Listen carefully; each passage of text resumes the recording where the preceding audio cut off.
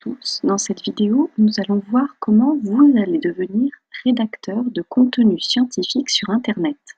En effet, nous allons mettre à profit toutes les connaissances que vous possédez désormais sur Christophe Colomb à travers les peintures et les textes que vous avez étudiés en classe, ainsi que la biographie que vous avez déjà élaborée. Pensez surtout à rapporter tous ces contenus lors de la prochaine séance au CDI. Le but de cette prochaine séance est de compléter un article de l'encyclopédie en ligne Wikidia. Vous ne la connaissez pas? Alors, petite présentation. Wikidia, tout comme sa grande sœur Wikipédia, est une encyclopédie en ligne dont les contenus sont vérifiés en permanence par la communauté des utilisateurs. Mais elle est surtout adaptée à des élèves de primaire et de collège. L'encyclopédie contient plus de 26 000 articles, ainsi qu'une banque d'images. Les articles sont déclinés dans plusieurs langues, dont l'espagnol. Pour notre travail, c'est donc en espagnol que vous allez enrichir l'article de Christophe Colomb. Donc on va se rendre sur cette page.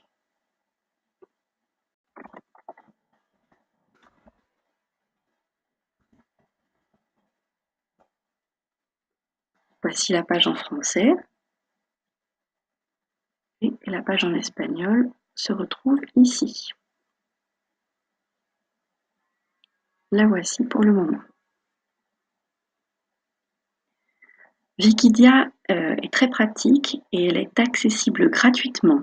Les contenus sont proposés et ils sont libres de droit, c'est-à-dire qu'ils sont partageables, réutilisables et modifiables, sous condition d'être cités comme source.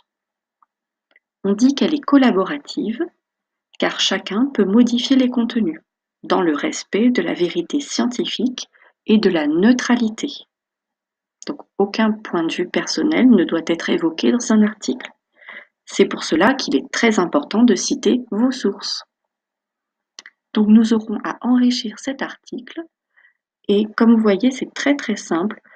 Vous n'avez qu'à vous rendre sur la partie de l'article, la rubrique que vous aurez à enrichir. Cliquez sur éditer, donc editar en espagnol. Et ensuite, tout se présente comme dans un traitement de texte habituel.